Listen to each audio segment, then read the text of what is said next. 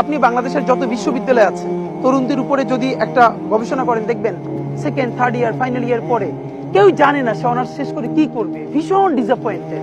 এর কারণ বাংলাদেশে একটাই শুধু জিনিস তৈরি করে রাখা হয়েছে, বিসিএস নিবে প্রতি বছর 2000 থেকে 2200 জন, আবেদন করে প্রায় 5 লাখ, 4 বছর 5 বছর নষ্ট হয়ে যায়।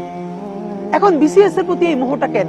বিসিএস এ নবম ক্যাডারে যুক্ত হলে তার প্রথম বেতন 26 থেকে 27,000, সর্বোচ্চ সে 40 থেকে 45,000 টাকা পাবে যদি সে ঘুষ না খায়, হারাম কামাই না করে। অ্যাডমিন ক্যাডার হোক, পুলিশ ক্যাডার হোক, আমি এটাকে 50,000 নিলাম, মিটিং টিটিং করে 60,000 নিলাম। তো বাংলাদেশে তো এরকম প্রচুর ডিসেন্ট জব, প্রাইভেট জব আছে যারা 1 লাখের উপরে এমনিতেই ভালো স্যালারি পায়।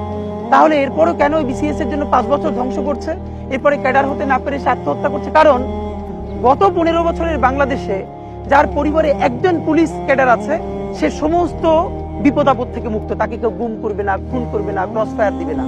যদি কারো পরিবারে একজন অ্যাডমিন ক্যাডার থাকে, ট্যাক্স ক্যাডার থাকে, তাহলে তার সাথে এই ব্যাপারগুলো ঘটবে না।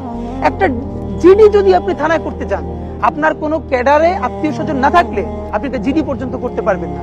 সো এবার নতুন লড়াইটা হলো, আপনি যেই দলের হন, এমনকি যদি আওয়ামী লীগের সমর্থক হন, আপনার সাথে যদি অন্যায় হয়, আপনি কোনো রাজনৈতিক পরিচয়ে থানায় গিয়ে মামলা করতে পারেন যদি জিডি করতে পারেন।